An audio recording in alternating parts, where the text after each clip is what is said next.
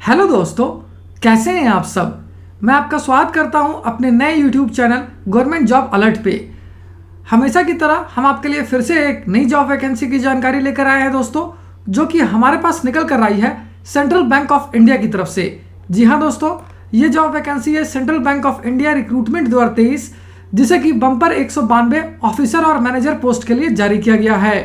Salary की बात करें तो ये आपको 36,000 रुपये से लेकर 1,350,000 रुपये पर मंथ तक की मिल जाएगी। वहीं जॉब लोकेशन जो होगा वो आपका ऑल इंडिया रहेगा, यानी आपकी पोस्टिंग पूरे भारत में कहीं भी किया सकती है।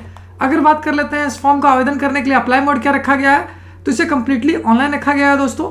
तो आइए बिना देर किए इस जॉब वैकेंसी के बारे में डिटेल में जान लेते हैं। लेकिन उससे पहले अगर आपने हमारे चैनल को सब्सक्राइब नहीं किया है तो तुरंत ही सब्सक्राइब करें, साथ ही इस वीडियो को लाइक करना और शेयर करना न भूलें। तो आइए दोस्तों, सबसे पहले बात कर लेते हैं पोस्ट वाइज वैकेंसी डिटेल्स की।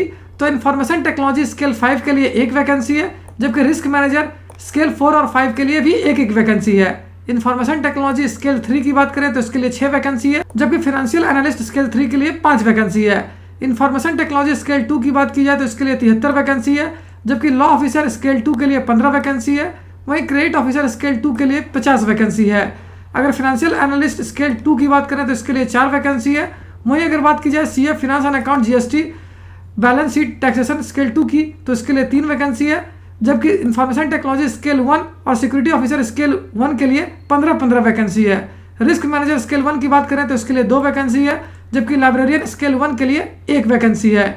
अगर वहीं बात की जाए दोस्तों एजुकेशनल क्वालिफिकेशन की, तो जिन कैंडिडेट्स ने सीए ICWA डिग्री यानी कि कोई सी bachelor's degree, BSc graduation, BA BTech, master's degree, MCA MBA MSc MMS, post graduation diploma, PGDBM या फिर IPGD कर रखा है किसी भी रिकॉग्नाइज बोर्ड या यूनिवर्सिटी से, वो सारे कैंडिडेट इसके लिए आवेदन कर सकेंगे।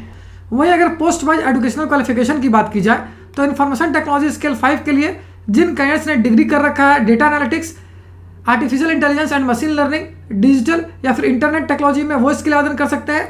या फिर जिन कैंडिडेट्स ने BA या बीटेक कर रखा है या फिर मास्टर्स डिग्री कर रखा है कंप्यूटर साइंस, इंफॉर्मेशन टेक्नोलॉजी या फिर इलेक्ट्रॉनिक्स एंड कम्युनिकेशन इंजीनियरिंग से, वो इसके लिए आवेदन कर पाएंगे। और जिन कैंडिडेट्स ने MCA कर रखा है वो भी इसके लिए आवेदन कर सकेंगे।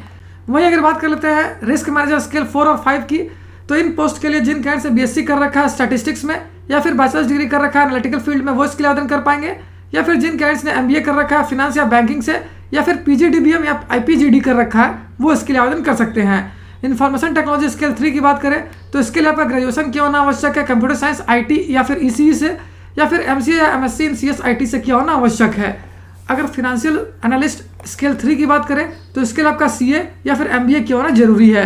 अगर इन्फॉर्मेशन टेक्नोलॉजी स्केल 2 की बात की जाए तो इसके लिए जिन कैंडिडेट्स ने ग्रेजुएशन कर रखा है कंप्यूटर साइंस में या फिर IT या फिर ECE से या फिर MCA या MSc इन CSIT से कर रखा है, वो इसके लिए आवेदन कर पाएंगे।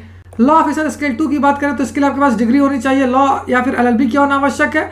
वहीं क्रेडिट ऑफिसर स्केल 2 के लिए आपका ग्रेजुएशन MBA MMS फिनांस से या फिर PGDM बैंकिंग एंड फिनांस से किया होना आवश्यक है। अगर बात की जाए फाइनेंशियल एनालिस्ट स्केल 2 की तो इसके लिए आपका CA ICWA या फिर MBA किया होना आवश्यक है। वहीं अगर CA finance and accounts GST Ind AS balance sheet taxation scale 2 की बात करें तो इसके लिए आपका CA किया होना जरूरी है।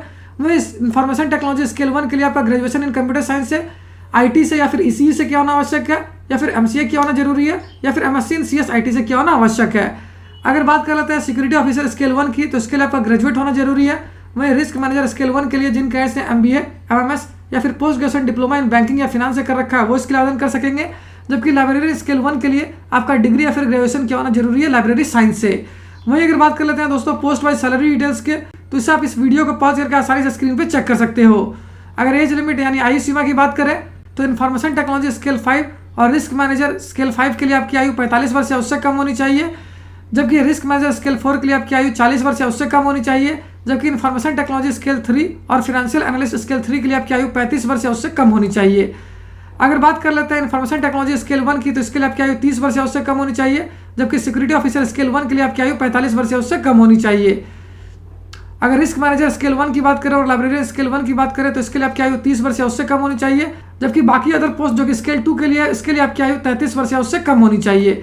अगर बात कर लेते हैं दोस्तों एज रिलैक्सेशन की, तो OBC नॉन क्रीमिलियर कैंडिडेट्स को 3 साल तक का, SC ST कैंडिडेट्स को 5 साल तक का, जबकि PWD कैंडिडेट्स को 10 साल तक का एज रिलैक्सेशन दिया जाएगा। एप्लीकेशन फ़ी की बात करें तो SC/ST और PWD कैंडिडेट्स को देने होंगे 175 रुपये, जबकि बाकी अदर कैंडिडेट्स को देने होंगे 850 रुपये। मोड ऑफ पेमेंट ऑनलाइन ही होगा दोस्तों, जबकि सिलेक्शन प्रोसेस जो है वो केवल ऑनलाइन रिटन टेस्ट और पर्सनल इंटरव्यू पे बेस्ड होगी। और अगर अंत में बात कर लेते हैं इंपॉर्टेंट डेट्स की, तो इस फॉर्म को भरने की प्रक्रिया जो है वो 28 अक्टूबर 2023 से स्टार्ट हो चुकी है, जो कि 19 नवंबर 2023 तक चलेगी।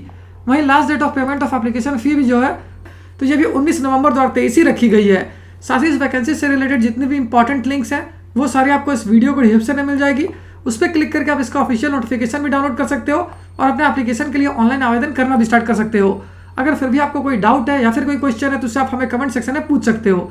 तो फिर मिलता हूँ दोस्तों एक नए वीडियो में एक नई जॉब वैकेंसी की जानकारी लेकर। जय हिंद।